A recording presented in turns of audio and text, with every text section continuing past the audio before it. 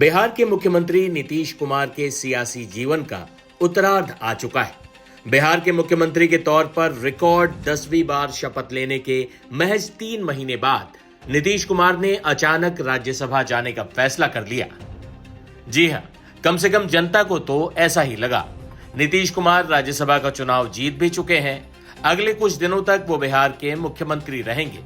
नीतीश कुमार मुख्यमंत्री के तौर पर अपने आखिरी चंद दिनों में क्या कर रहे हैं, वही जो वो हमेशा करते आए हैं पिछले 20 सालों में। नीतीश कुमार जनता के बीच हैं, अधिकारियों को निर्देश दे रहे हैं और विकास कार्यों की समीक्षा कर रहे हैं। राजनीतिक यात्राएं नीतीश कुमार के सियासी जीवन का अहम हिस्सा रही हैं। फिलहाल नीतीश कुमार समृद्धि यात्रा के तहत पूरा बिहार घूम रहे हैं और जनता से सीधा संवाद कर रहे हैं। लेकिन नीतीश कुमार की इस अचानक विदाई को न उनके चाहने वाले बर्दाश्त कर पा रहे हैं और न ही उनके मंत्री ही अपने आंसू रोक पा रहे हैं।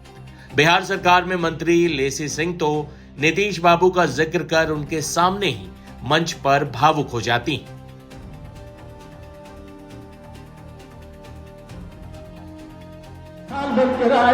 मैं ज्यादा कुछ न कहते हुए माननीय मुख्यमंत्री जी का आभार और अभिनंदन करती हूँ। धन्यवाद।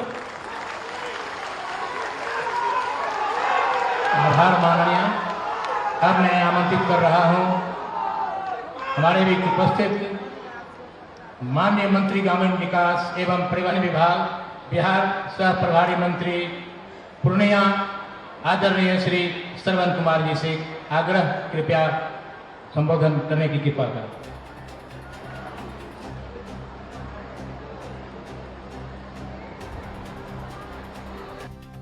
नीतीश कुमार ने महिलाओं के लिए क्रांतिकारी कदम उठाए, चाहे पंचायत चुनावों में 50% आरक्षण देना हो, चाहे बिहार पुलिस में महिलाओं की संख्या को भारत में सबसे ऊपर ले जाना हो, साइकिल और स्कूटी देकर पढ़ाई करने वाली बेटियों को आत्मनिर्भर बनाना हो, या शराबबंदी जैसा आर्थिक तौर पर नुकसानदायक फैसला भी नीतीश कुमार ने बिहार जैसे गरीब राज्य में महिलाओं के कहने पर ही किया और उस पर कायम भी रहे।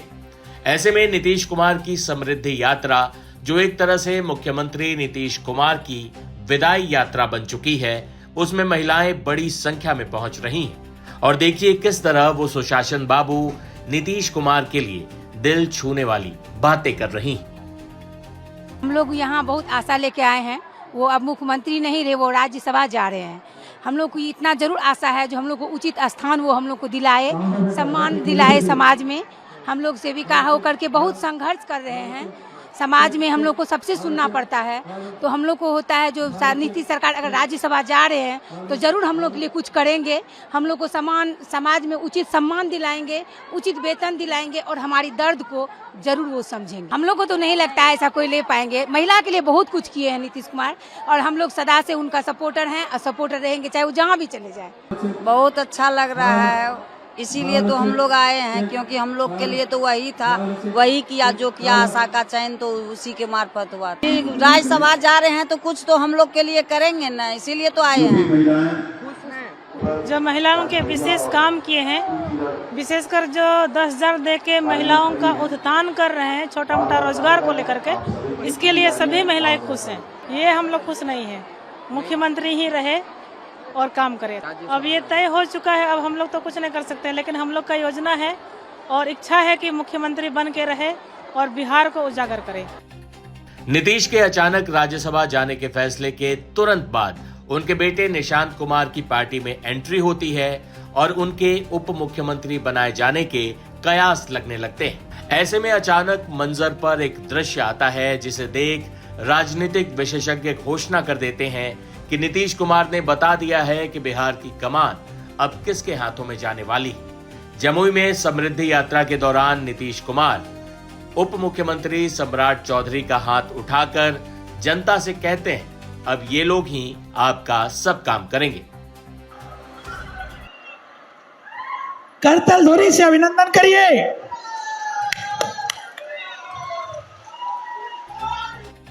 हालांकि बाद में जदयू नेताओं ने कहा कि नीतीश बाबू तो ऐसा कहते रहते हैं। नीतीश कुमार पर पिछले दिनों सेहत से लेकर अवसरवाद तक तमाम चीजों पर उनके सवाल उठे, लेकिन इसके बावजूद राजनीति की काली कोठरी से नीतीश कुमार काफी हद तक बेदाग ही बाहर जा रहे हैं। नीतीश कुमार अब भी पुराने अंदाज में जनता से संवाद कर रहे हैं। उनके भाषणों में विदाई वाली भावुकता नहीं दिखती। वो सामान्य तरीके से अपना भाषण खत्म करते हैं और आखिर में जिंदाबाद के नारों के बीच पार्श्व में गुम हो जाते हैं। निश्चित तौर पर बिहार और नीतीश का जो रिश्ता है वो अलग मोड़ ले रहा है, लेकिन नीतीश कुमार बिहार के सबसे चहेते मुख्यमंत्रियों में हमेशा शामिल रहेंगे। अब आप जान लीजिए कि जो काम शुरू से हुआ है, इस बात को तो आप जानते ही हैं, इस बात को हमेशा याद रखना चाहिए। आप सब जानते ही हैं, जानना चाहिए कि 24 नवंबर 2005 को पहली बार एनडीए की सरकार बनी थी। तब से राज्य में कानून का राज है और हम लगातार विकास के काम में लगे हुए। और जब हम लोगों की सरकार आई 24 नवंबर 2005 में, और उसके पहले वाली जो सरकार थी, उन लोगों के द्वारा कोई काम और सब गड़बड़ काम हुआ था। आप जान लीजिए, याद न पहले क्या स्थिति थी। पहले बहुत बुरा हाल था, लोग शाम के बाद घर से बाहर नहीं निकलते थे। वो तो सबको कह दिया था कि आप शाम के बाद घर के अंदर रहिए, बाहर मत जाइए। ये कोई तरीका है? आज कहीं देखते हैं कोई घर से माने घर के अंदर बैठा रहता है? ऐसा कुछ नहीं है। शाम के और रात में देर तक सब जाता है और सबको कोई तरह की दिक्कत नहीं। तो क्या क्या कर दिया था जानते हैं ना। हम तो केंद्र में थे और जब अपने इलाका में जाते थे और जब हम जाते थे सबसे मिलते थे तो देखते थे कि घर बंद है और उसको जाके फिर हम हाथ से छापते थे और तब जाकर के हम लोगों से मिलते थे। तो ये हालत था पहले वाले का। इसलिए जान लीजिए बहुत गड़बड़ है। एक काम, दूसरा काम सुनिए। समाज में कितना विवाद होता था, कितना हिंदू मुस्लिम झगड़ा होता था, पढ़ाई का क्या हाल था। बहुत कम बच्चे पढ़ते थे, बहुत कम पढ़ाई होती थी।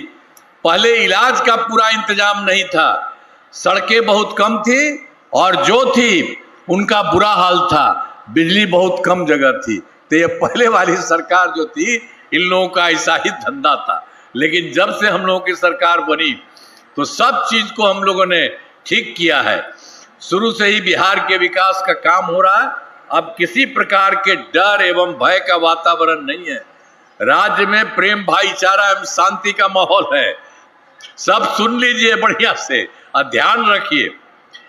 पहले कितना हिंदू मुस्लिम झगड़ा होता था,